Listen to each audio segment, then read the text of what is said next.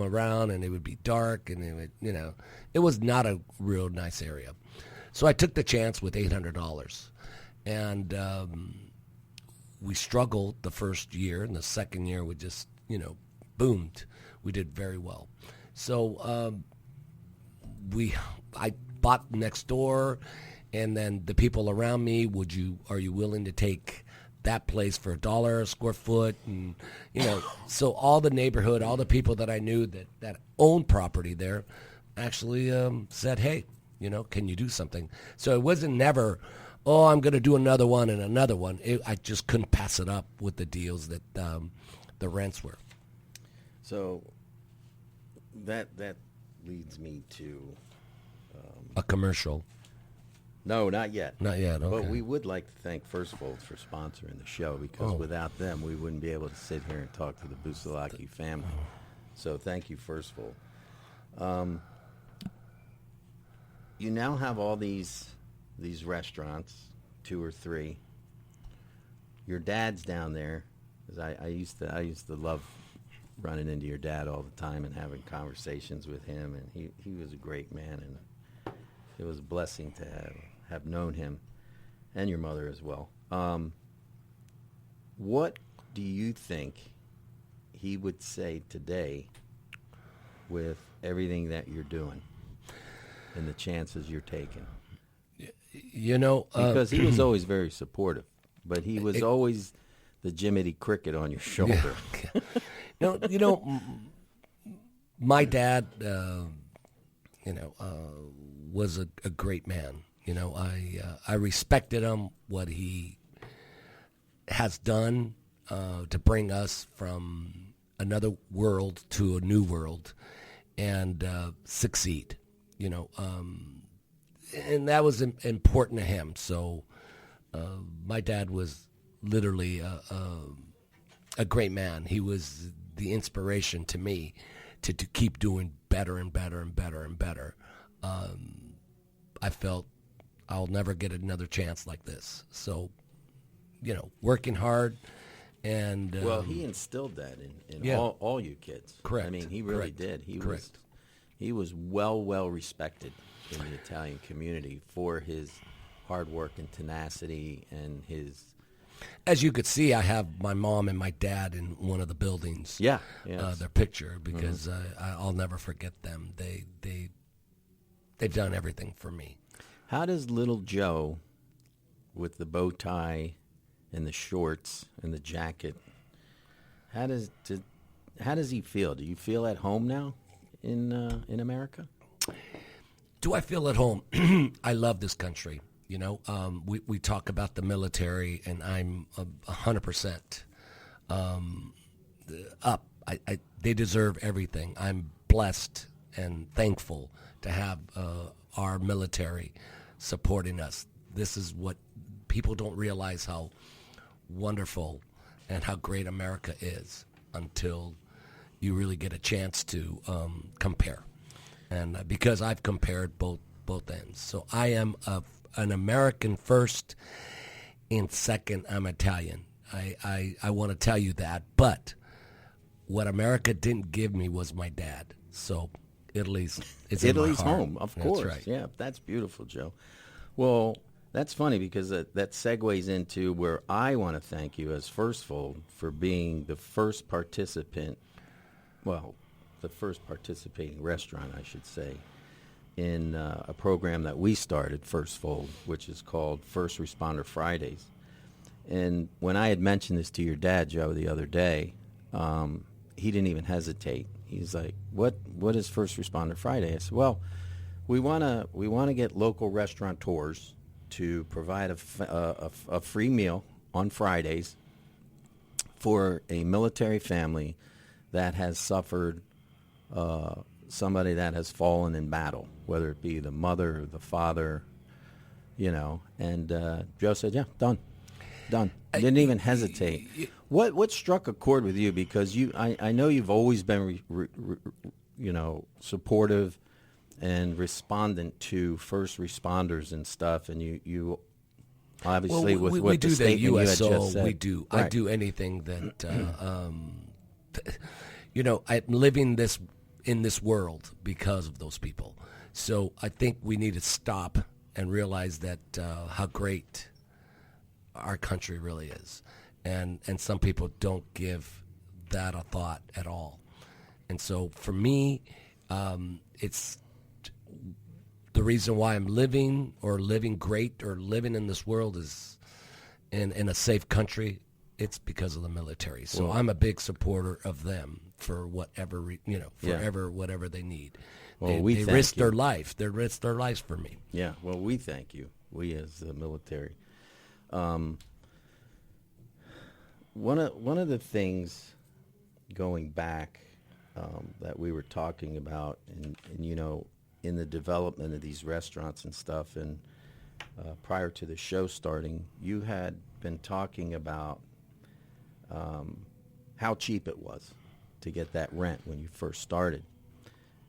Now, in an increasingly corporate Yelp, DoorDash world, how is expense in real estate affecting the quality and the costs for the consumers? Well, I think Joey knows a lot about that because he's worked with me in the past with incredible rents, and the way the new world is obviously is a little different. So, yeah, rents are a lot more expensive. Insurances are a lot more expensive.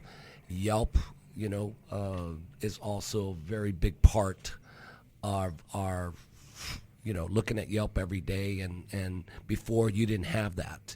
So that cost you money. So there's a lot to it. How does Yelp cost you money? Well, you got to participate in that, or? Well, you Joey, maybe you could jump in. You have to pay attention to that. You have to pay attention, but the hardest thing is, you could do all your service coming into my restaurant and say, hey, how was dinner? It was fantastic. And then you give me 1 star. So now you got to deal with 1 star to make sure that it might cost you indirectly, as far as you need someone to hire to actually monitor that, monitor your I would say your social media profile as a whole. So it's a cost that has now evolved into our being on our P&L statement as far as social media, and I mean it's sad to say, but we love and hate Yelp. I mean, I hate it. He hates it. I fucking hate it. A lot of people do. Yeah. A lot of people do because instead of trying to go and experience, it's like word of mouth, oh, don't go there. I had a bad meal. Well, maybe you did. Maybe it didn't appeal to your specifications, but that doesn't mean it's going to be bad for me. And unfortunately, in this day and age and in your era, that's what everybody goes on. If it's not 4 stars, why even go? It's true, but at the same time, you have to deal with it. We deal with it, and you get the people walking down the street with their cell phones in their hand, not even looking up at the restaurants, not even looking at the atmosphere, maybe walking by, looking at their phones. Oh, 4 stars. Oh, good. Okay, let's go to the next one. 3 stars.